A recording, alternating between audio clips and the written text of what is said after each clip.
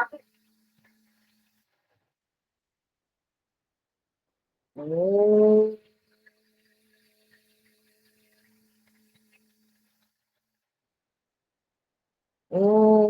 सहना भवतु सहनौ भुनक्तु सह वीर्यं करवावहै तेजस्विनावधीतमस्तु मा विद्विषावहै। ओम शांति शांति शांति। गुरुर्ब्रह्मा गुरुर्विष्णुः गुरुर्देवो महेश्वरः गुरुरेव परं ब्रह्मा तस्मै श्री गुरवे नमः। तस्मै श्री गुरवे नमः। वसुदेवसुतं देवं कंसचाणूरमर्दनं देवकी परमानन्दं कृष्णं वन्दे जगद्गुरुं। कृष्णं वन्दे जगद्गुरुम्।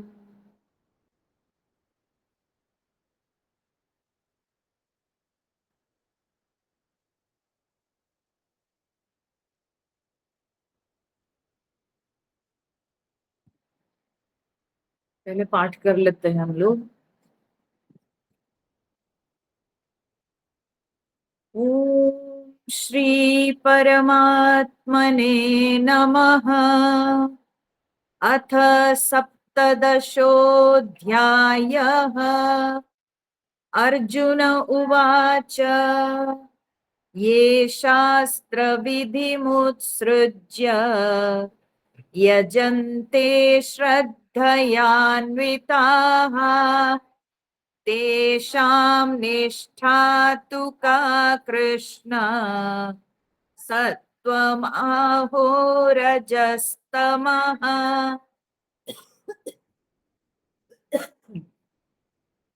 श्रीभगवानुवाच त्रिविधा भवति श्रद्धा देहिनां सा स्वभावजा सात्विकी राजसी चैव तामसी चेति तां शृणु।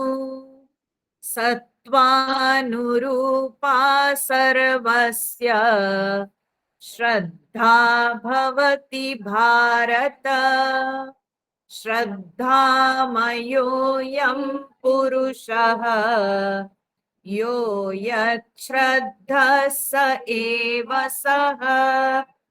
यजन्ते सात्विका देवान् यक्षरक्षांसि राजसाः प्रेतान् भूतगणांश्चान्ये यजन्ते तामसा जनाः। अशास्त्रविहितं घोरं तप्यन्ते ये तपो जनाः दम्भाहङ्कारसंयुक्ताः कामरागबलान्विताः कर्षयन्तः शरीरस्थं भूतग्राममचेतसः मां चैवान्तः शरीरस्थं तान् विद्यासुरनिश्चयान्। आहारस्त्वपि सर्वस्य त्रिविधो भवति प्रियः यज्ञस्तपस्तथा दानम् तेषां भेदमिमं शृणु।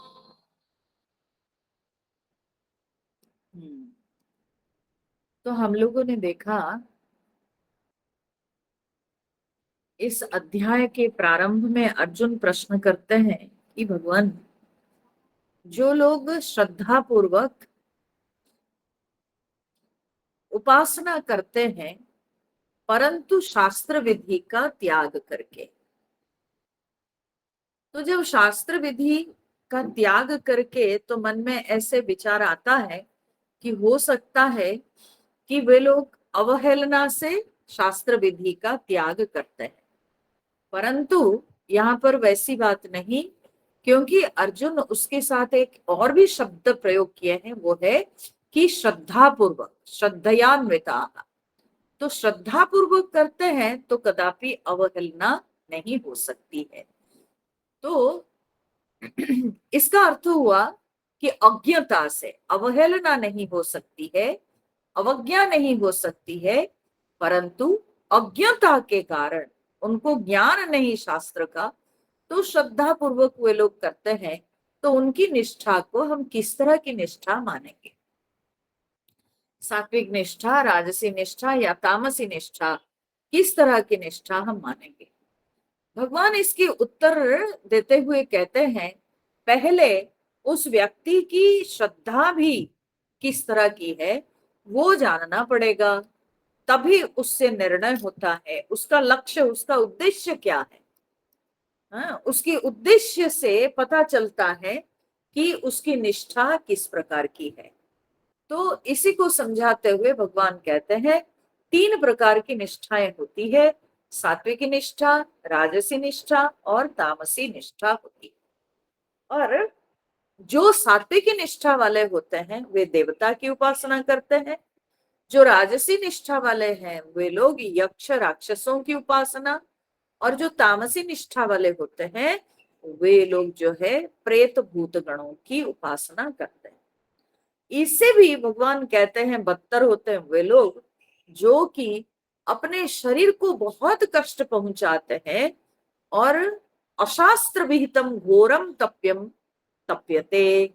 तो जो लोग माने शास्त्र विधि का त्याग करके अपने अपनी मनमानी से जो लोग घोर तपस्या करते हैं, सोचते हैं कि जल्दी से जल्दी ऐसी घोर तपस्या करने से जल्दी से जल्दी भगवान प्रसन्न हो जाएंगे, जल्दी से जल्दी हमको अपनी तपस्या का फल मिल जाएगा।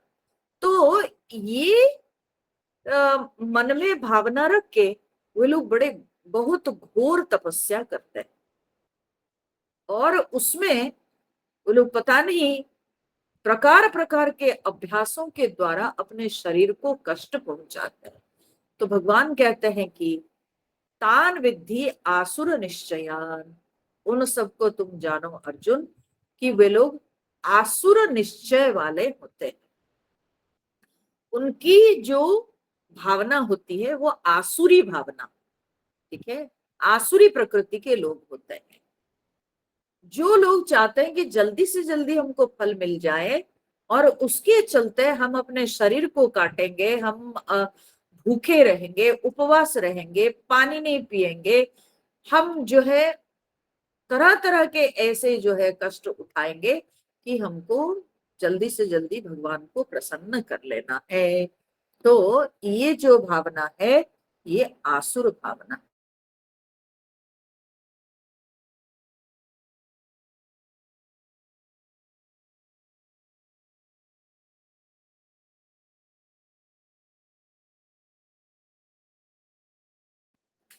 तो ये जो है ना आसुर निश्चय होते हैं।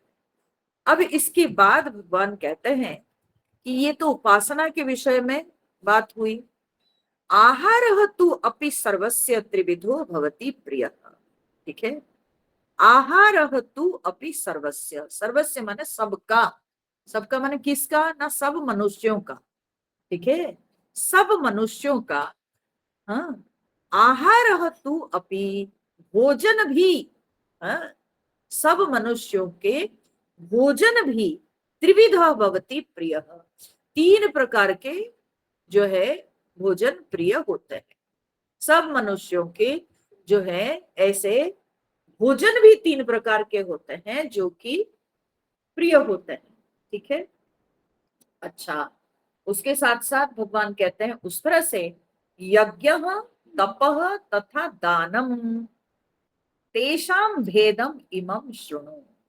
तो बोले भगवान कि यज्ञ तपः तथा दानम, जैसे भोजन तीन प्रकार के वैसे यज्ञ भी होते हैं, तप भी होते हैं, तथा दानम और दान भी होते हैं।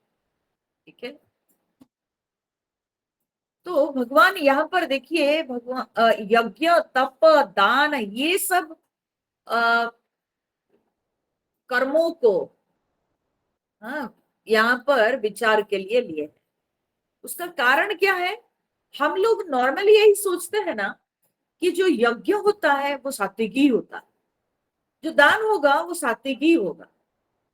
ठीक है, जो तपस्या है वो सात्विक ही होगी। ठीक है, माने यज्ञ दान तप के नाम से हम सोचते हैं कि ये सब सात्विक ही होंगे, परंतु भगवान कहते नहीं, यज्ञ दान तप ये सब तीन प्रकार के होते हैं। ठीक है, इसमें भी लोगों के संकल्प, लोगों की क्या बोलते हैं, रुचि, लोगों का उद्देश्य को लेकर ये भी जो कर्म होते हैं, ये जो सब अभ्यास होते हैं, ये भी तीन प्रकार के हाँ, माने जाते हैं। ठीक है, तो यहाँ पर एक बात समझने की है, इससे क्या सूचित होता है? इससे सूचित यही होता है कि असलियत में कर्म में कुछ नहीं रखा है। ठीक है, व्यवहार में कुछ नहीं रखा। महत्वपूर्ण है हमारा विचार, महत्वपूर्ण है हमारा संस्कार, हमारी रुचि, हमारा उद्देश्य। हमारे उद्देश्य ही निर्णय करता है कि हमारा जो व्यवहार है वो किस प्रकार का है, वो किस भेद का। ठीक है, मेरी रुचि, मेरा उद्देश्य, मेरी भावना अगर शुद्ध है तो मेरा कर्म भले बाह्यतः कितना भी गंदा क्यों ना दिखाई पड़े, परंतु वो सात्विक माना जाता है अगर मेरा उद्देश्य साफ सुथरा है। अगर मेरा उद्देश्य साफ सुथरा नहीं तो फिर वो राजसी तामसी हो सकता। तो इसलिए उद्देश्य महत्वपूर्ण होता है। तो इसलिए भगवान यहाँ पर यज्ञ दान तप ये सब अभ्यासों को लेते हैं कि ये मत सोचना कि कोई यज्ञ कर रहा है तो सात्विक ही होगा। यज्ञ अपने आप में सात्विक राजसी तामसी नहीं है, यज्ञ के पीछे व्यक्ति का उद्देश्य क्या है। तो उद्देश्य अगर खराब है तो फिर निम्न कोटि का यज्ञ होगा, उद्देश्य अगर उत्तम है तो फिर उच्च कोटि का यज्ञ माना जाएगा। उसी तरह से दान, कुछ दे देने का नाम जो है ना दान नहीं होता है, और कुछ दे देने से भी वो सात्विक नहीं कहा जाता। वो दान तभी सात्विक होता है जब हमारी भावना सात्विक है। अगर हमारी भावना सात्विक नहीं है तो हम कुछ देने पर भी वो सात्विक दान नहीं होगा। कभी कभी तो दान अपने लिए हानिकारक भी हो सकता है, आप दे के भी दोष अपनाएंगे। ठीक है, तो अगर मेरा उद्देश्य ठीक नहीं है तो फिर वो दान हमारे लिए उल्टा पड़ जाता है और वो हमारे लिए फिर जो है विपरीत फल ले आता है। ठीक है, तो इसलिए चाहे वो यज्ञ हो, चाहे वो दान हो, चाहे वो तप हो, ये सब क्रिया मात्र से ये सब सात्विक नहीं होते हैं, भावना से ये सात्विक राजसी तामसी माने जाते हैं। ये समझना पड़ेगा। तो इसलिए भगवान इन क्रियाओं को विशेष रूप से यहाँ पर चर्चा की है। अन्य क्रियाओं को तो इजीली समझ में आ जाएगा, परंतु इन क्रियाओं के विषय में हम साधारणतया यही समझते हैं कि बस यज्ञ अनुष्ठान हुआ, दान हुआ, तप हुआ तो सब सात्विक ही कर्म है। बोले नहीं नहीं, ये सात्विक कर्म नहीं हो सकते हैं। कर्म सात्विक होगा जब भावना सात्विक है। ठीक है, तो भावना अगर सात्विक नहीं है तो कर्म सात्विक नहीं कहलाएगा। तो इसलिए भावना महत्वपूर्ण है। और भावना बनती कैसी है? तो भावना बनती है संस्कार। जैसे संस्कार हम जन्म जन्मांतर से लेके आते हैं, हमारे अंदर वैसी ही भावना बनती है। तो भगवान यहाँ पर उसको सूचित करते हुए यहाँ पर इस विषय को लेते हैं कि कैसे अलग अलग प्रकार के आहार होते हैं, यज्ञ होते हैं, दान होते हैं, तप होते हैं, उन सारे विषयों को यहाँ पर चर्चा भगवान करते हैं। ठीक है, तो सबसे पहले जो है, अब देखो क्या होता है कि, और जैसे रुचि के लोग होते हैं संसार में ना, आप देखोगे उनकी मित्रता भी वैसे लोगों के साथ ही होती है। ठीक है, जो व्यक्ति के अंदर जैसी रुचि होती है, जो व्यक्ति के अंदर जैसी भावना होती है, जैसी समझ होती है, वो उसकी मित्रता भी वैसे वैसे भावना वाले लोगों के साथ ही हो जाती है। ठीक है, जैसे बोलते हैं ना जी, पक्षी सब जो होते हैं वो समान रंग रूप वाले पक्षी, समान जो है पंख वाले पक्षी एक साथ ही उड़ते हैं, वो अपने पहचान उनकी हो जाती है, वे एक दूसरे को पहचान लेते हैं।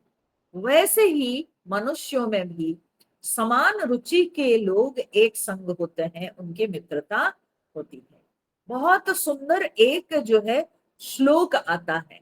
ठीक है, उसमें कहते हैं, मृगा मृगै संगमनुव्रजन्ति गावश्च गोभी तुरगास्तुरंगैः मूर्खाश्च मूर्खैः सुधयः सुधीभिः समानशील व्यसनेषु सख्यम।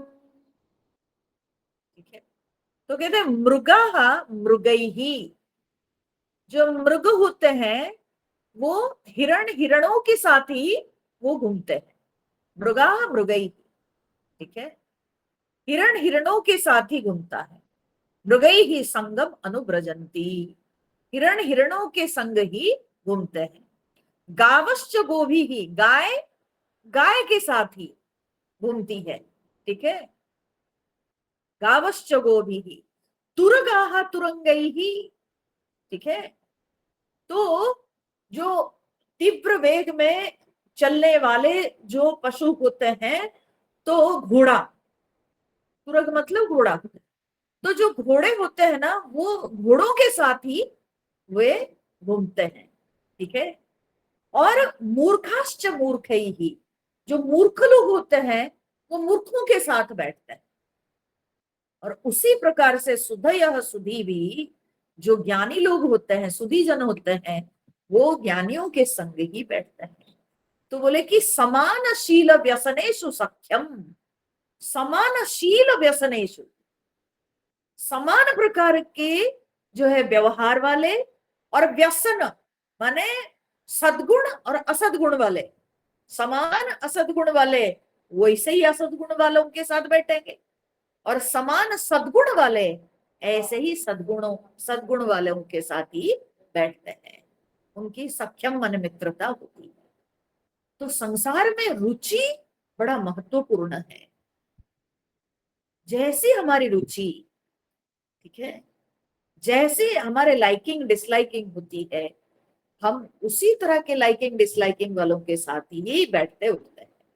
ठीक है, हमारा व्यवहार वैसे लोगों के साथ ही होता है। तो इसलिए अपनी रुचि महत्वपूर्ण है। व्यक्ति के संग से भी कई बार पता चल जाता है कि वो सात्विक है या राजसिक है या तामसी स्वभाव वाला है, क्योंकि उसका संग, उसकी कंपनी वैसी होगी। ठीक है, शराबी जो है वो शराबी के साथ बैठेगा, जुआड़ी जुआड़ी के साथ बैठेगा, है ना। तो जो जैसे प्रकृति का होगा, उसका संग भी वैसी प्रकृति के लोगों के साथ होगा। तो इसीलिए यहाँ तीन प्रकार की, जब हर अभ्यास के या हर व्यवहार के तीन भेद भगवान बताते हैं, इससे स्पष्ट होता है कि हमारे अंदर हमारी रुचि बड़ा महत्वपूर्ण है। हमारे रुचि से ही सात्विक राजसिक तामसिक हमारे कर्म माने जाते हैं। कर्म अपने आप में सात्विक राजसिक तामसिक नहीं होता है। ठीक है, स्वयं कर्म तो जड़ है, अपने आप में कर्म खुद जड़ है। तो कर्म हमको फल नहीं देता है, हमारी भावना हमको फल प्रदान करती है। कर्म अपने आप में उसमें क्या शक्ति है, वो तो जड़ है। तो वो जड़ व्यवहार में कोई शक्ति नहीं है, तो शक्ति हमारी भावना में है, हमारे संकल्प में है। तो इसीलिए कर्म अपने आप में सात्विक राजसिक तामसिक नहीं होता है, सात्विक राजसिक तामसिक हमारी भावना होती है। ठीक है, सो यही भावना के भेद से कैसे हमारे व्यवहार सात्विक राजसिक तामसिक हो जाते हैं, उसको इस अध्याय में भगवान अच्छा से समझाते हैं। ठीक है, या किस भावना वाले लोगों को कैसे कैसे जो है चीजें पसंद आएगी, कैसा आहार पसंद आएगा, तो आप अपनी पसंद से भी समझ जाओगे कि भाई मैं किस प्रकृति का व्यक्ति हूं, मुझे कैसा पसंद आता। ठीक है, तो भगवान उसको सबसे पहले आहार के विषय में, भोजन के विषय में बताते हैं। ठीक है, आहार हमारे जीवन में बड़ा महत्वपूर्ण होता है। ठीक है, जो हम भोजन करते हैं, जो जो खाना हम खाते हैं, छांदोग्य उपनिषद में अन्न के ऊपर बहुत चर्चा हुई। ठीक है, तो गुरु शिष्य को कहते हैं कि अन्नमयम ही सौम्य मनः। हे प्यारा, प्यारे, अन्नमयम ही मनः, मन जो है अन्नमय है, अन्न से ही मन बनता है। हम जैसा भोजन ग्रहण करेंगे हमारा मन भी उसी के अनुरूप होता है। ठीक है, तो इसलिए हमारा भोजन बड़ा महत्वपूर्ण है, क्योंकि आहार से विचार बनता है। ठीक है, तो आहार को शुद्ध रखना बहुत आवश्यक है। इनटेक हम जो ले रहे हैं तो उसको शुद्ध रखना बहुत आवश्यक है। तो अन्न के विषय में जानना भी बहुत जरूरी है कि किस तरह का अन्न शुद्ध सात्विक होता है, किस तरह का अन्न राजसिक और किस तरह का अन्न तामसिक, क्योंकि अन्न से ही मन बनता है और मन से ही हम जो है दुनिया में व्यवहार करते हैं। तो इसीलिए अन्न को ठीक रखना बहुत आवश्यक है। अन्न जो है, उपनिषद कहती है अन्न 3 भाग में विभाजित हो जाता है जो हम खाते हैं। जो उसका सबसे रफ भाग है, ठीक है, वो मल हो जाता है। सबसे जो रफेज है, जिसमें कोई और सार नहीं रहता, तो वो मल होके निकल जाता है। उससे जो सूक्ष्म है वो रक्त बनता है, चर्बी बनता है, वीर्य बनता है। तो ये ठीक है, उससे भी जो सूक्ष्म है, माने सबसे सूक्ष्मतम भाग जो है उसे मन बनता है। ठीक है, तो सबसे सूक्ष्मतम अन्न का जो भाग है उससे मन बनता है। फिर दूसरे स्तर पे आता है जो चर्बी, रक्त, वीर्य, ये बनता है। और तीसरा भाग जो कि मल होके निकल जाता है। ठीक है, तो इसलिए अन्न कितना महत्वपूर्ण है। अन्न से शरीर को बल भी मिलता है, ताकत भी मिलती है, शरीर का पोषण भी होता है और शरीर में रक्त भी बनता है और साथ साथ मन भी बनता है। तो इसलिए अन्न को शुद्ध रखना जरूरी है। तो कैसा अन्न शुद्ध होता है और जो सात्विक लोग होते हैं उनको किस तरह का अन्न पसंद आता है, वो भगवान यहाँ पर चर्चा कर रहे हैं। ठीक है, उपनिषद यह भी कहती है कि आहार शुद्ध सत्व शुद्धि। आहार की शुद्धि में सत्व माने अंतःकरण की शुद्धि होती है। आहार शुद्ध रहेगा तो अंतःकरण शुद्ध रहेगा, आहार शुद्ध नहीं रहेगा तो अंतःकरण कदापि शुद्ध नहीं हो सकता। उस व्यक्ति के अंतःकरण जो है वो कलुषित होगा, उस व्यक्ति के विचार, उस व्यक्ति के संस्कार अपवित्र होते चले जाएंगे। तो इसलिए आहार को शुद्ध रखना बहुत आवश्यक है। तो भगवान यहाँ पर सबसे पहले सात्विक आहार की चर्चा करते हैं। आयु सत्व सत्त्वबलारोग्य सुख प्रीति विवर्धनाः रस्या स्निग्धा स्थिरा हृद्याः आहारा सात्विक प्रियाः आयु सत्त्वबलारोग्य सुख प्रीति विवर्धनाः रस्या स्निग्धा स्थिरा हृद्याः आहारा सात्विक प्रियाः। तो यहाँ पर भगवान कहते हैं कि आहाराः सात्विक प्रियाः, ठीक है। जो सात्विक प्रकार के लोग होते हैं उनको इस तरह के आहार प्रिय होते हैं, ठीक है। किस तरह के आहार प्रिय होते हैं जो सात्विक प्रकार के लोग होते हैं? कैसा आहार, उसका लक्षण क्या है? तो वो आहार के लक्षण बताते हुए भगवान कहते हैं आयुहु। आयुहु का अर्थ होता है कि जो आयु वर्धक है, ठीक है, आयु वर्धक है। तो आयु वर्धक कहने का तात्पर्य यही है कि ये आपके शरीर में रोगों को नहीं बढ़ाते हैं, रोगों को जो है ये इनवाइट नहीं करते हैं। ऐसे आहार जो कि हमारे शरीर के लिए हितकारक है, ठीक है, शरीर के लिए हितकारक है, आयुवर्धक है। जैसे आयुर्वेद में कहा जाता है घृतम वही आयु, ठीक है, घी आयु है, माने घी जो है वो आयुवर्धक है। जो गाय की घी है वो आयुवर्धक है, आयु को बढ़ाने वाली है। तो ये सात्विक है, ठीक है। तो वैसे ही जो हमारे शरीर के लिए हितकारक है उसको कहते हैं आयुवर्धक, ठीक है। आयु सत्व, सत्व मतलब क्या है?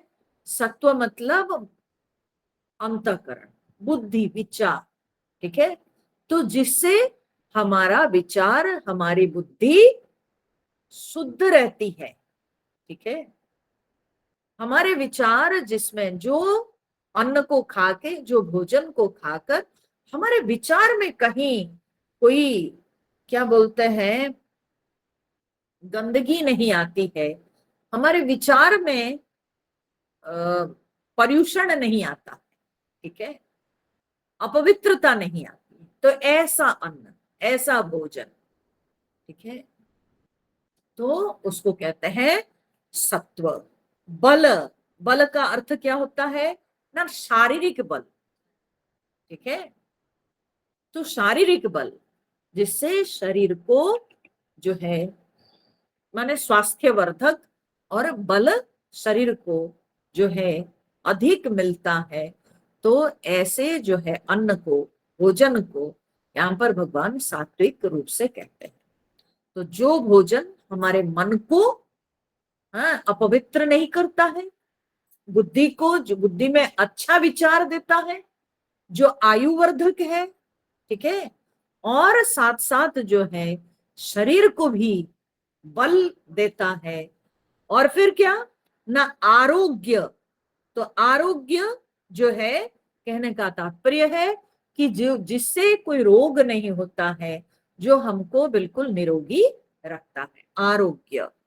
फिर सुख प्रीति विवर्धना, सुख, संतोष, प्रसन्नता। ऐसे अन्न भोजन को खा करके हमारे अंदर जो है प्रसन्नता और हमारे मन में जो है बिल्कुल एकदम मन शांत रहता, खा करके लगता नहीं कि हम क्या खा लिए, ठीक है, ऐसा नहीं।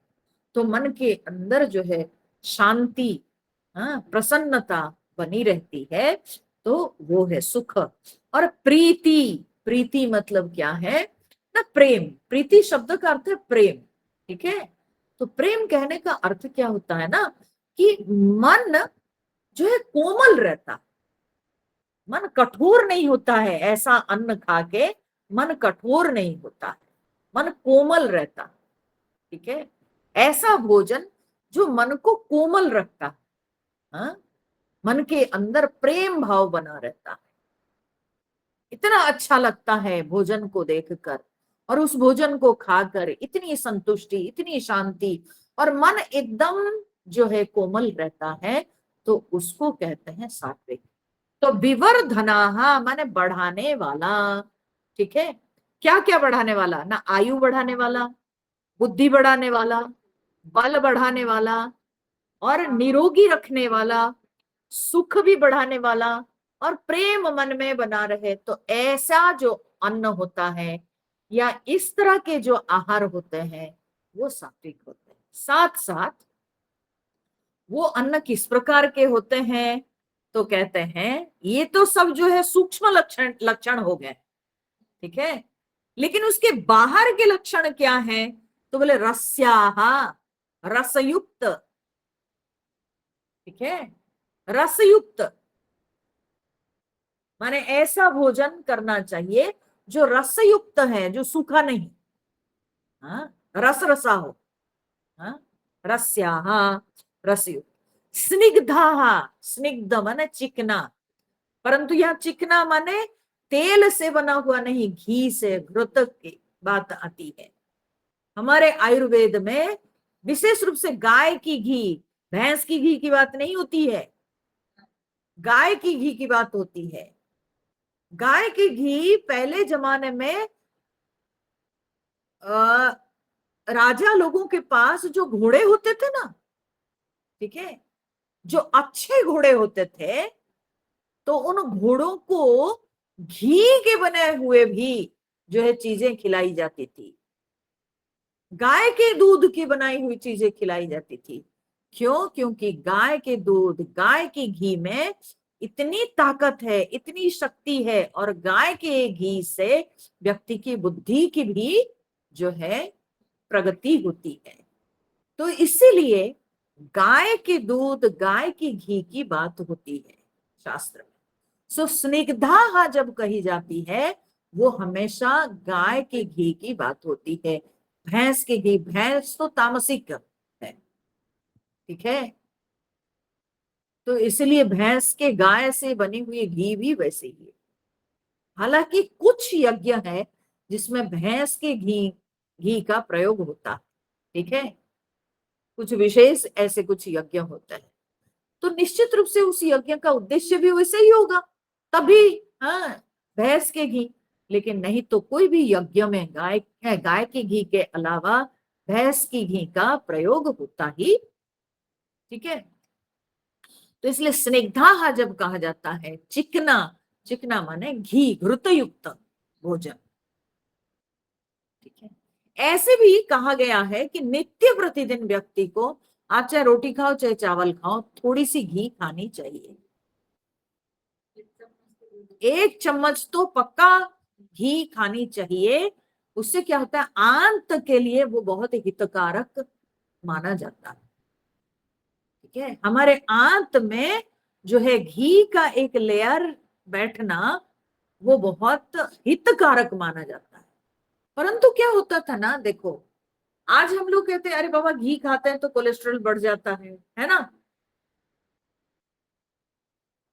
कोलेस्ट्रॉल बढ़ता है दूसरे कारण से, घी खाने से कोलेस्ट्रॉल नहीं बढ़ता है।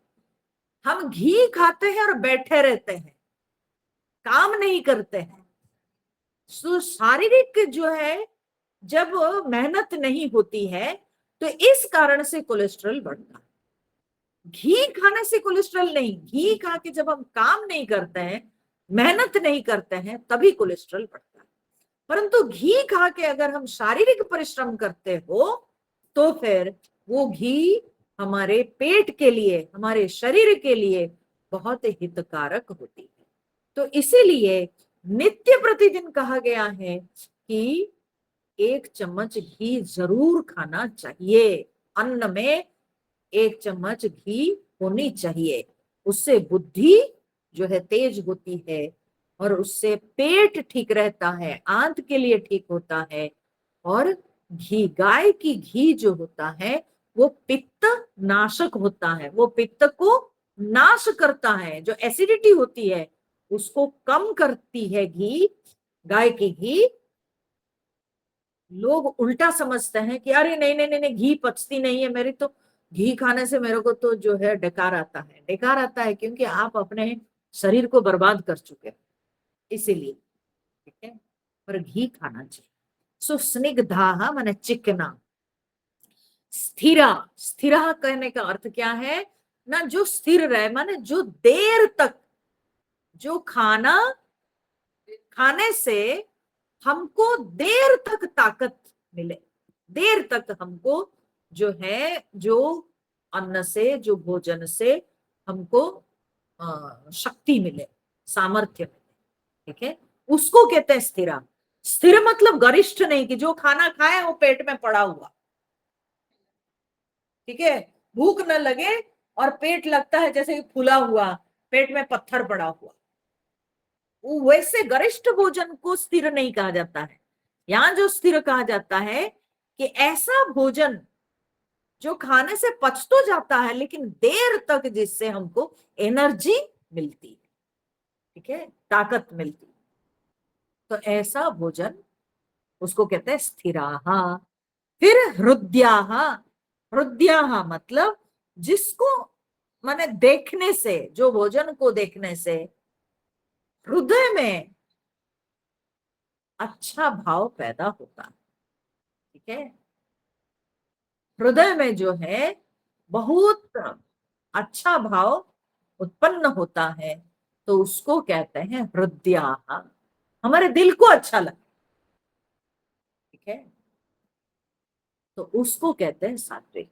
सो रस्याह, स्निग्धा, रसयुक्त हो, चिकना माने घृतयुक्त हो, स्थिर मतलब ज्यादा देर तक उससे हमको शक्ति मिले, और हृदय माने मेरे हृदय में अच्छी भावना बने, तो उसको कहते हैं आहार। सात्विक प्रिया। वैसे आहार जो होते हैं वो सात्विक लोगों को प्रिय होते हैं। फिर उसके बाद राजसी लोगों को किस तरह के आहार पसंद आता है, तो भगवान उसको दूसरे श्लोक में बता रहे। कट्वम ललवणात्युष्ण तीक्ष्ण रूक्ष विदाहिनः आहारा राजसस्येष्टाः दुःख शोकामय प्रदाः। कट्वं ललवणात्युष्ण तीक्ष्ण रूक्ष विदाहिनः आहारा राजसस्येष्टाः दुःख शोकामय प्रदाः।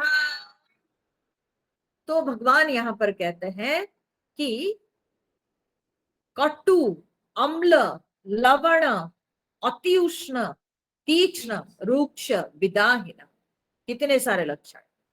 हाँ? बोले कि कटु, कटु मतलब क्या है, कटु मतलब कड़वा, कड़वा, जैसे नीम, करेला ये सब खाता है ना, तो ये राजसिक आहार है।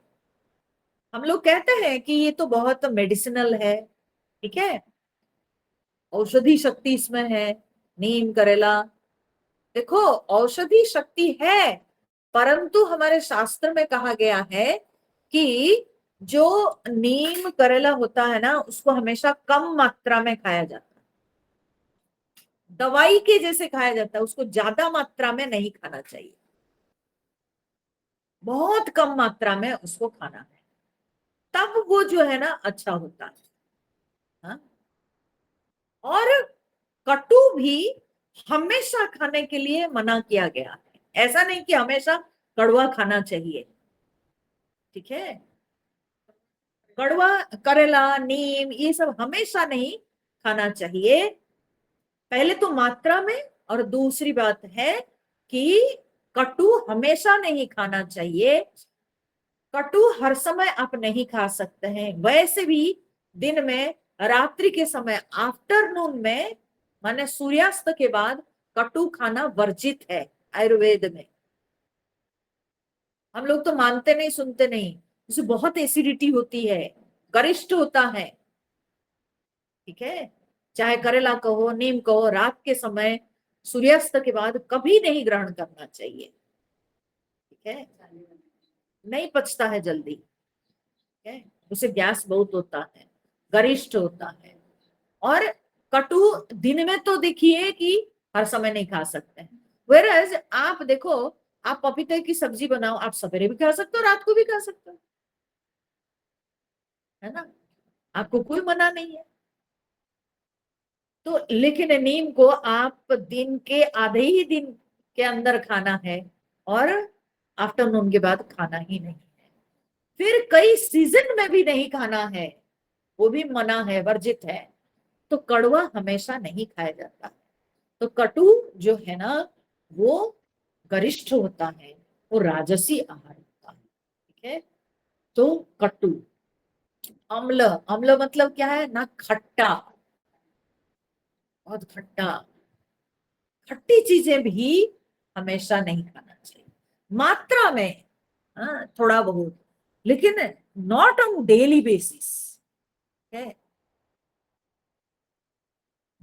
कड़वा भी डेली बेसिस पे अच्छा नहीं होता है, खट्टा भी डेली बेसिस पे अच्छा नहीं होता है। ठीक है, तो कड़वा, खट्टा, और क्या है ना, लवण। लवण मतलब क्या है ना, नमकीन है, नमकीन। अब अचार में कितने नमक हम लोग देते हैं, उसको प्रिजर्व करने के लिए कितना नमक हम देते हैं, और रोज अगर कोई अचार खाएगा उसके शरीर में कितना नमक जाएगा, सोचिए। सब साग सब्जी में तो नमक रहता ही है, ऊपर से अगर रोज हम अचार खाएंगे तो उसमें कितने नमक शरीर के अंदर जाएंगे। तो इसलिए नमक जो है, नमकीन, ये भी सही नहीं होता है, ये राजसी होता है। कहने का अर्थ है कि जो लोग राजसिक लोग होते हैं, बड़े चंचल होते हैं, तो उनको ये सब अच्छा लगेगा, उनको अच्छा लगेगा, उनको कड़वा चाहिए, उनको उनको सब चीज जो है एक्सट्रीम में अच्छा लगेगा। ठीक है, तो उनको कड़वा अच्छा लगेगा, उनको नमकीन पसंद आएगी, ठीक है, तीखा पसंद आएगी, वही सब। तो भगवान यहाँ पर कहते हैं कि ये सब जो है राजसी आहार है। फिर अति उष्ण माने बहुत गर्म। अभी की बात हम बता रहे हैं आपको, 8 दिन पहले की बात है, आप समझ लीजिए इस चीज को।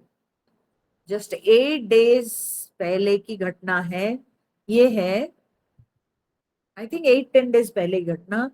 कलकत्ता में जो रामकृष्ण मिशन के स्कूल, ठीक है, रेसिडेंशियल स्कूल, बहुत अच्छा स्कूल माना जाता है। ठीक है, बहुत ही अच्छा स्कूल, बहुत स्ट्रिक्ट डिसिप्लिन उसमें फॉलो होता है। ठीक है, तो वो रामकृष्ण मिशन के जो स्कूल है उसमें एक 11th स्टैंडर्ड में लड़का पढ़ता था। वो क्या किया, सवेरे तैयार होके आया डाइनिंग में, और एकदम गरम गरम चाय, एकदम गरम चाय फ्रेश बन के रखी हुई थी, वो लिया और गरम चाय पी लिया खाली पेट में। और पी के उसको, स्कूल टाइम हो रहा था तो चला गया, दौड़ के चला गया स्कूल अटेंड करने। ठीक है, और दौड़ के गया और जाके असेंबली में खड़ा हुआ, और उसके बाद जो है वो जो दौड़ दौड़ के गया, उसको लेट हो रहा होगा, चाय पी के खाली पेट में गरम चाय पी के चला गया, और गया, और उसके बाद उसको अनीजी लगी, वो गिर गया, और गिरा तो एकदम खून की उल्टी, और खून की उल्टी हुई तो उसके बाद, हाँ, यहाँ पर जो है लोग उसको लेके डॉक्टर के पास जाते जाते खत्म, लड़का खत्म, कि अंदर की जो खाद्य नली है वो फट गई पूरा, गरम, बहुत गर्म के कारण। ठीक है, तो कई बार क्या होता है कि हम लोग, ऐसा है कि बहुत गर्म चाय पीने वाले, अरे कुछ लोग तो माने ये गर्म चाय पीने के चक्कर में घर में लड़ाई झगड़ा हो जाती है। ठीक है, हाँ? पत्नी को बोलने लग जाते हैं तू मुझे ठंडी चाय दी, मतलब इतना बड़ा इशू हो जाता है वो।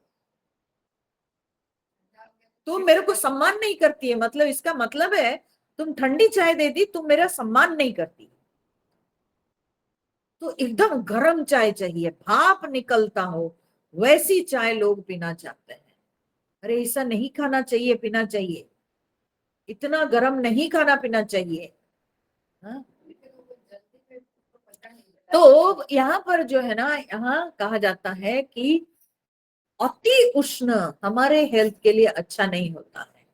हम जरूर थोड़ा वार्म खाएंगे, खाना जरूर हम लोग वार्म खाते हैं, क्योंकि पेट के लिए वार्म फूड अच्छा ही होता है, ठीक है।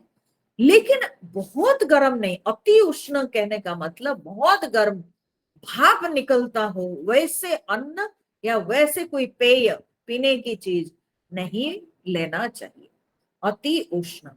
फिर तीक्ष्ण, तीक्ष्ण मतलब क्या होता है ना, तीखा, तीखा का अर्थ यहाँ पर क्या है ना, जिसको खाने से आपकी आंख नाक से पानी निकलता है, कान जलता है, ठीक है, तालू जलने लगती है, तो उसको कहते हैं तीखा, ठीक है, तीखा। यहाँ पर जिसको तीता कहते हैं, ठीक है, बिहार की भाषा में उसको तीता कहते हैं, परंतु तीखा है, ठीक है। हाँ, नमक को तीखा कहते हैं, उल्टी बात है। तो तीक्ष्ण मतलब होता है तीखा, तीखा का अर्थ होता है जिसको खा करके बहुत जो है वो, उससे आंख कान से पानी आए, जलन हो, मुंह एकदम जलने लगे, ठीक है, होठ जलने लगे, तालू जलती है, तो ऐसे तीखा। अब देखो शंकराचार्य जी इसमें भाष्य दे के कहते हैं ना, ये जो अति शब्द है ना, ये सबके साथ जाएगा, अति उष्ण, अति तीक्ष्ण। क्योंकि आप प्रश्न करेंगे ना कि तीखा नहीं खाना तो क्या मिर्ची बिल्कुल नहीं यूज करना, तो आदिगुरु शंकराचार्य ने इस पे भाष्य देते हुए कहते हैं कि अति शब्द को ये सब शब्दों के साथ जोड़ना है। सो अति उष्ण अच्छा नहीं, थोड़ा गर्म तो अच्छा है, परंतु अति गर्म अच्छा नहीं, वैसे अति तीखा नहीं, ठीक है। कुछ लोग तो पता नहीं जहर जैसे करके खाते हैं, इतना मिर्चा खाते हैं, बाप रे बाप, खाते समय दो चार मिर्चा खा ले। तो तीक्ष्ण मतलब क्या है, बहुत तीखा, अति तीक्ष्ण। फिर रूक्ष, रूक्ष मतलब क्या है ना, सूखा, रूखा, रूखा मतलब सूखा, ठीक है। सो सूखा मतलब यहाँ पर क्या ना, अति रूक्ष, बहुत सूखा, हाँ? बहुत सूखा, जैसे कि होता क्या है ना, जैसे कि चना ये सब हम लोग खाते हैं रोज, भुजा चना ये सब जो है ना, ये गरिष्ठ होता है, ये शरीर के पानी को खींचता है, पेट में जाके वो तो पानी खींचेगा ना, बिना पानी के पचेगा कैसे, तो शरीर के पानी को ले लेता है खींच के, ठीक है। तो इसीलिए ये सुपाच्य नहीं होता है, ये जल्दी पचता नहीं है। तो वैसे रूखा सूखा खाना खाने के बाद बहुत शरीर पानी मांगता, शरीर को बहुत पानी चाहिए, और हम लोग क्या है वैसे खा लेते हैं, काम करते रहते हैं, भूल जाते हैं पानी पीना, तो इसलिए क्या होता है वो पचता नहीं, और पेट में अगर अधिक समय तक वैसे आहार पड़ा रहता है, फिर वो विषैला होता है, फिर उससे जो है सारे टॉक्सिक एसिड सब पैदा होते हैं, जो कि अपने शरीर के लिए हानिकारक हो जाए।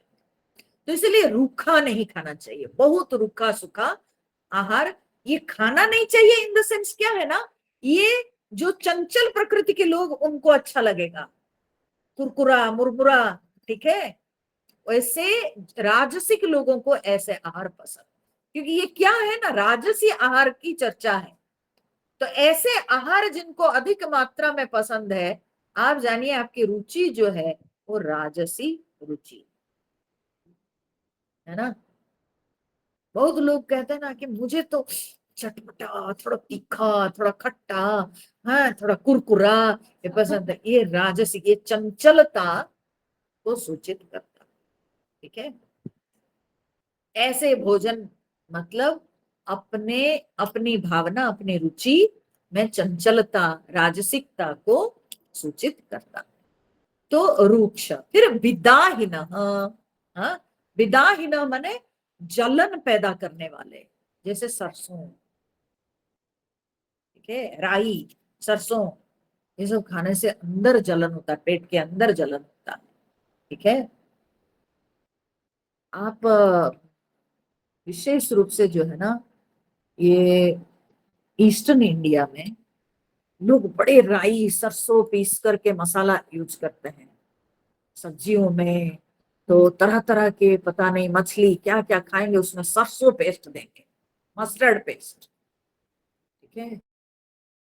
मस्टर्ड और जो है लहसुन, वो पेस्ट बना के दुनिया भर की सब्जी बनाएंगे।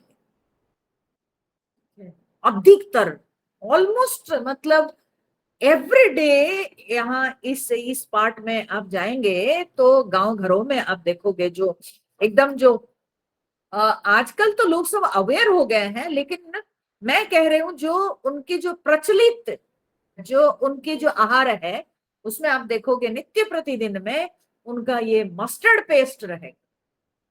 ठीक है। लहसुन और सरसों का पेस्ट। लेकिन सरसों जो है वो जलाता है, अंदर पेट के अंदर जलाता है, जलन पैदा करता है। तो ये राजसी, तीखा होता है ना। ठीक है। तो जो जिसके अंदर अधिक टेस्ट माने एक्सट्रीम आता है, वो राजसी में माना जाता है। ठीक है। चाहे वो कड़वा कहो, चाहे वो तीखा कहो, चाहे वो नमकीन कहो, चाहे वो रूखा सूखा चना भुजा कहो, है ना, ये सब राजसी आहार है। आहारा राजसस्य इष्टाः, ऐसे जो राजसी प्रकृति वाले लोग होते हैं उनको ऐसे आहार, हाँ, इष्टाः माने पसंद आता है। और ये आहार का रिजल्ट क्या होता है, आउटपुट क्या होता है? बोले दुख शोक आमय प्रदाह। ऐसे आहार जो है वो दुख देता है। कैसे दुख देता है? बोले दुख देता है जब हम खाते हैं। ठीक है। तो देखो, खट्टा खाओ तो दांत आम हो जाता है ना। हाँ? तो ये हो गया, वो बाद में आप कुछ खा नहीं सकते हो फिर उस साइड। फिर चना आदि खाओगे तो दांत बचता है एकदम। कभी कभी तो पता नहीं थोड़ा सा इधर उधर हो जाए, किसी किसी दांत भी टूट जाता है, गाल भी कट जाता है, दांत भी टूट जाता है, जीभ कट जाती है। ठीक है। तो ये दुख देने वाला। तीखा खा तो कितना जलन होता है, कितना आंख से पानी निकलती है, बाप रे बाप। तो दुख देता है, खाते समय दुख देता है। शोक मतलब क्या होता है? शोक मतलब ये है कि बाद में, खाने के बाद जो है वो आपको कष्ट, हाँ, मन में कष्ट आता है। क्या? वो सबको खा के कभी पेट दर्द हो रहा है, हाँ, कभी पेट भारी लग रहा है, कभी जॉइंट्स सब जो है पेन करते हैं। ठीक है। तो इसलिए ये जो है ना, इससे क्या होता है, शोक होता है। या कभी कभी क्या होता है ना, ऐसे खाना खा के पश्चाताप होता है, मैंने क्यों ऐसा खाया, नहीं खाता, काश नहीं खाता, पश्चाताप होता है, तो शोक होता है। फिर आमय मतलब क्या है ना, रोग। फिर बाद में लॉन्ग रन में वो आहार हमारे शरीर में तरह तरह के रोग लाते हैं। आमय प्रदान। सो दुख शोक आमय प्रदान। दुख खाते समय कष्ट होता है, शोक खाने के बाद पश्चाताप होता है, और आमय माने रोग, थोड़े दिन के बाद जो है रोग पैदा होते हैं। ठीक है। सो दुख शोक आमय प्रदान। तो इस तरह के जो आहार हैं ये राजसी आहार माने जाते हैं। अब तामसी आहार क्या है? भगवान उसको कह रहे हैं, यातयामं गतरसं पूति पर्युषितं च यत् उच्छिष्टमपि चामेध्यं भोजनं तामसप्रियम्। यातयामं गतरसं पूति पर्युषितं च यत् उच्छिष्टमपि चामेध्यं भोजनं तामसप्रियम्। तो भगवान यहाँ पर कहते हैं कि यातयामम, यातयाम, यातयाम क्या होता है? यातयाम का ऐसे तो शाब्दिक अर्थ लेंगे ना, वो होता है यात, मतलब जो चला गया, गया। याम मतलब होता है संस्कृत में प्रहर। प्रहर, प्रहर मतलब एक पहर। ठीक है, याम मतलब प्रहर होता है। ठीक है, सो यात याम माने एक प्रहर चला गया जो अन्न, माने एक प्रहर कितने समय का, 3 घंटे का एक प्रहर। ठीक है, 8 प्रहर है ना दिन भर में, 24 घंटे, 8 प्रहर, तो एक प्रहर में 3 घंटे। सो 3 घंटा बीत जाने के बाद कोई भी आहार जो है ना वो तामसिक हो जाता है। समझ लो बात को अच्छा से। ठीक है, तो इसलिए वो आहार तामसी आहार हो जाता है 3 घंटे बीत जाने के बाद। 3 घंटे में पच जाना चाहिए, नहीं बनाने से, बनाने के बाद, पकाने के बाद। ठीक है, अब इसका दूसरा अर्थ भी है, यात याम का अर्थ यह है, क्योंकि अब बनाने के 3 घंटे के बाद वो तो एक शब्द आता है पर्युषित, तो वो बासी है, वो तो है ही शब्द। लेकिन यहाँ पर क्या है ना, यात याम का अर्थ होता है एक तो 3 घंटे के बाद भी है। शंकराचार्य जी कहते हैं कि अदप का भी। ठीक है, कि उसको जितना समय मिलना चाहिए पकने के लिए, अगर उतना समय नहीं मिला समय के पहले, ठीक है, तो भी उस अधप का अन्न को भी तामसी माना जाता है। सोच लीजिए, अधप का अन्न कितना खतरनाक है, उसको तामसी में माना गया। भोजन ठीक तरह से जो है पकाया हुआ होना चाहिए, अधपका नहीं खाना चाहिए। अच्छा, बहुत बार क्या होता है, लोग मुझे तो भोजन के लिए बुलाते हैं ना, हम लोगों के तो प्रारब्ध है, लोगों के तरह तरह के घरों में जाके खाना खाना चॉइस नहीं है, उसमें कई बार अच्छा मिलता है, कई बार तो ऐसा मिलता है कि आके हाँ तड़पते हैं। तो बहुत लोग क्या होता है, पुलाव बनाते हैं और प्रेशर कुकर में चढ़ा देते हैं और पानी कम दे देते हैं, तो वो चावल जो है एक पका हुआ नहीं रहता है और कड़ा रहता है, सूखा रहता है। तो अगर ऐसा अन्न आपको दिखे, उसको छोड़ देना उचित है। शरीर के लिए हानिकारक जो खाद्य है उसको खाने से अच्छा है कि उसको छोड़ दें। लेकिन जिह्वा की लालसा ऐसी है कि हम लोग खा जाते हैं। ठीक है, जीभ की लालसा से हम लोग इतने जो है गंदा संदा कुछ भी खा लेते हैं और बाद में पश्चाताप करते हैं कि क्यों खा लिया। फिर उसके बाद लूज मोशन शुरू, उल्टी शुरू, दुनिया प्रकार के ये होता है। तो ऐसे में अनेकों बार देखी हूँ लोगों के घर में, ये जो पुलाव बनाते हैं लोग, उसको ठीक तरह से पकाते नहीं, वो अधपका ही रहता है, क्योंकि कम पानी दे देते हैं और उसमें अधपका रहता है और देखते भी नहीं लोग। हाँ, एक बात मैं बताऊं, प्रेशर कुकर में बना लिए, वैसे ही प्रेशर कुकर में रखे हैं और जब मेहमान आता है उसी समय उसको निकाल के सर्व करते हैं। तो चॉइस नहीं रहता है कि अरे बाप रे बाप और तो टाइम ही नहीं है। ठीक है, देखना चाहिए ना, निकाल के हाथ में दबा के देखना चाहिए ना कि नरम है कि सीझा कि नहीं सीझा, लेकिन नहीं, ऐसा ही। हाँ, तो अधपका जो होता है आहार, वो बड़ा खतरनाक होता है, वो तामसी आहार माना जाता है, वो राजस भी नहीं है, वो तामसी आहार। ठीक है, यातयामम। ठीक है, अधपका। फिर गतरसम। गतरस मतलब क्या, ना सूखा। सूखा मतलब क्या होता है, ना सीजन चली जाती है, हाँ, और सुखा के रख के खाते हैं। हालांकि मनुष्य तो अपने लिए क्या क्या उपाय नहीं निकालता है, सब तरह तरह के चीजों को जो है वो सुखा के रखता है कि इसको हम फिर बाद में सीजन चले जाने के बाद इसको गर्म पानी में डाल के उसको गला के फिर खाएंगे। लेकिन हमारे शास्त्र उसको मना करता है, क्यों? क्योंकि ऋतु चले जाने के बाद जो है, जो भी फल कहो सब्जी कहो, उसकी ऋतु चले जाने के बाद उसको ग्रहण नहीं करना चाहिए। ऋतु के अनुसार ही हमेशा हमारा भोजन, हमारा खाद्य होना चाहिए, चाहे फल हो सब्जी हो अनाज हो। जिस ऋतु के जो फल है सब्जी है उसका ग्रहण करना चाहिए। ठीक है, तो खराब है ही तो। अब जो भी रख रहे हो, गोभी लोग सुखा के रखते हैं, फूल गोभी को सुखा के रखते हैं, करेला को सुखा के रखते हैं। ठीक है, तो कुछ नहीं, उसमें कोई रस नहीं, कोई सार नहीं रहता है, सार तत्वहीन है वो सार तत्वहीन है, उसमें सार नहीं रहता है, उसका सार सूख गया।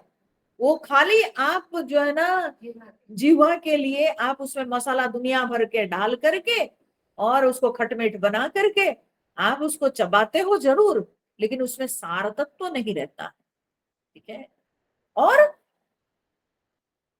हम लोगों की सनातन परंपरा में हम लोगों की यही जो है तरीका था कि भाई जो फल सब्जी जो सीजन में मिलेंगे उसमें उसका रस होगा, उसका सार होगा, और उसी समय आप उसको भगवान को अर्पण करो और उसको ग्रहण करो, तो वो आहार शरीर के लिए हितकारक होता है और वो स्वास्थ्यवर्धक भी होता है। ठीक है, ऋतु चले जाने के बाद उस भोजन का कोई फायदा नहीं। तो गत रसम, रूखा सूखा। पूती, पूती मतलब क्या होता है? सड़ा हुआ। ठीक है, या पूती सड़ा हुआ नहीं कहेंगे, पूती मतलब दुर्गंध युक्त, दुर्गंध युक्त। अब इस कैटेगरी में आता क्या है? हाँ? बोले प्याज लहसुन, हाँ हाँ, फर्मेंट हो जाता है। ठीक है, तो पूती मतलब होता है जैसे कि यहाँ पर बोलते हैं कि मदिरा, प्याज, लहसुन। ठीक है, ये सब दुर्गंध युक्त हो जाता है। ठीक है, दही भी 3 घंटा से अधिक हो जाता है ना जब, हाँ? इसलिए फ्रेश दही खाना चाहिए एकदम। जब दही में गंध आने लगा बहुत ज्यादा, तो आप जानो कि वो दही जो है वो तामसी है, फिर वो जॉइंट पेन करेगा, शरीर में दुनिया भर के, फिर पेट में गैस करेगा, वो सब। दही है स्वास्थ्य के लिए अच्छा, लेकिन हमेशा फ्रेश दही खाना चाहिए। तो पूती मतलब दुर्गंध युक्त जो वो है। फिर पर्युषित, पर्युषित मतलब बासी। पर्युषित का अर्थ होता है जो रात बीत गई, एक रात बीत गई, जो पकाया हुआ भोजन एक रात बीत जाने के बाद रखा हुआ, उसको कहते हैं पर्युषित, बासी। ठीक है, वो तो कदापि खाना नहीं चाहिए। ठीक है, बासी। यात यामम गतरसम पूति पर्युषितम चय। फिर उच्छिष्टम। सो उच्छिष्ट मतलब क्या होता है? उच्छिष्ट मतलब है जूठा। ठीक है, हम जब महाभारत पढ़ा रहे थे कोविड के समय, उसमें ये जूठा के ऊपर कितनी चर्चा हुई है। उसमें तो यहां तक कहा गया है कि व्यक्ति को अपना जूठा भी नहीं खाना चाहिए थोड़ी देर के बाद रख के। हाँ, खुद का अपना, अपना भी जिसको हम खाए हैं, खा के छोड़ दिए, और उसको कुछ समय के पश्चात नहीं खाना चाहिए। खुद का जूठा भी नहीं खाना चाहिए, वो जो है कॉन्टेमिनेटेड हो जाता है। ठीक है, और दूसरे के जूठा तो सवाल ही नहीं उठता है। हम कई बार देखते हैं कि ये दोस्ती यारी करके हम लोग जो है जूठा खिलाते हैं, ये करते हैं, ये गलत बात है। हाँ, एक साथ जो बैठ के खाने का, एक ही थाली में जो खाते हैं, करते हैं। देखिए, आप तुरंत खाना लेते हो और साथ में बैठ करके आप किसके साथ खा सकते हो, किसके संग खा सकते हो? भाई आपके ब्लड रिलेशन है, आपके घर परिवार के लोग हैं, आप एक साथ खा लेते हो तो ठीक है। ठीक है, परंतु उच्छिष्ट का अर्थ वो नहीं होता है। उच्छिष्ट का अर्थ है छोड़ा हुआ, छोड़ा हुआ। ठीक है, कोई खा के छोड़ दिया और फिर तुम खा लेना, ठीक है, हम ढक के रख के चले जाते हैं, गलत बात है। ये गलत बात है, नहीं खाना चाहिए उच्छिष्ट। ठीक है, किसी का छोड़ा हुआ वो नहीं खाना चाहिए। ऐसे। तो और इसका एक बहुत बड़ा कारण ये भी होता है, देखो आप किसी का जूठा अगर ग्रहण करो, आप उसको तो भगवान को दे नहीं सकते हो। तो जब भगवान को ऑफर नहीं कर सकते हो, तो वो फिर अन्न तो फिर उसमें दोष रह जाएगा ना। तो हम वही अन्न खाएं जिसको हम भगवान को ऑफर कर सकते हैं। तो जिसको हम भगवान को ऑफर कर सकते हैं वही होता है सात्विक, वही प्रसाद है। और जिसको हम ऑफर नहीं कर सकते हैं तो फिर तो उसमें दोष, वो तो दोषयुक्त आहार है। ठीक है, विभिन्न वैज्ञानिक कारणों को छोड़कर मैं कह रही हूं, उसके पीछे ये आध्यात्मिक कारण। तो उच्छिष्टम माने जूठा नहीं खाना चाहिए। ठीक है, च अमेध्यम और अमेध्य, अमेध्य मतलब जो अन्न को यज्ञ में प्रयोग नहीं किया जा सकता। ठीक है, जो यज्ञ अनुष्ठान में प्रयोग नहीं हो सकता है उसको अमेध्य कहते हैं।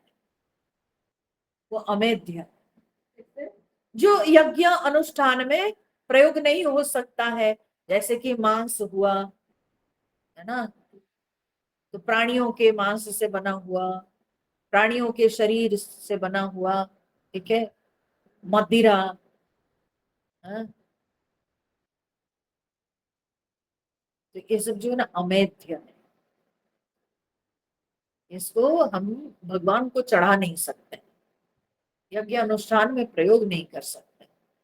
और उस कारण से प्याज लहसुन भी वर्जित है। प्याज लहसुन भी जो है वो साधकों के लिए नहीं। अब साधारण लोग खा ले वो जाने, लेकिन साधकों के लिए वो वर्जित है। ठीक है, वो साधना के अनुरूप नहीं है। तो इसलिए बोलते हैं कि अमेध्यम भोजन तामस प्रिय। अब देखो भगवान ये नहीं कह रहे कि लोग खाते नहीं, भगवान ये कहते हैं जो तामसिक लोग हैं उनको ऐसा भोजन प्रिय। ठीक है, ये तामसिक लोगों के प्रिय भोजन है। भगवान ये नहीं कह रहे कि लोग खा नहीं रहे, खाते हैं, लेकिन ये कौन खाता है ना, तामसिक लोगों का ये भोजन। ठीक है, तो ऐसे जो है ये तामसिक भोजन के लक्षण भगवान बोलते हैं। अब इसके बाद भगवान आगे जो विषय शुरू करते हैं वो है यज्ञ।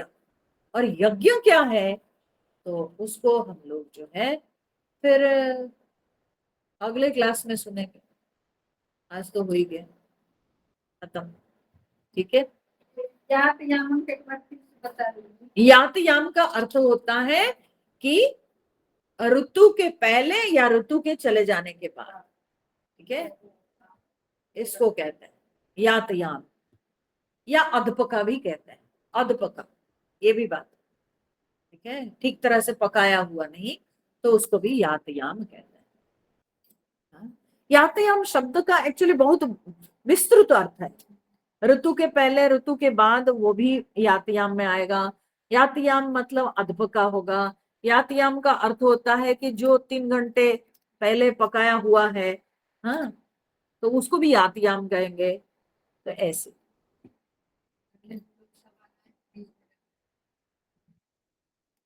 हाँ, तो बर्फ के अंदर रखते हैं तो इसीलिए वो बाहर के जर्म उसको नहीं अफेक्ट करता है तो खाते हैं। ठीक है, फिर फ्रिज के अंदर रख के खाते हैं। ठीक है, ठीक है।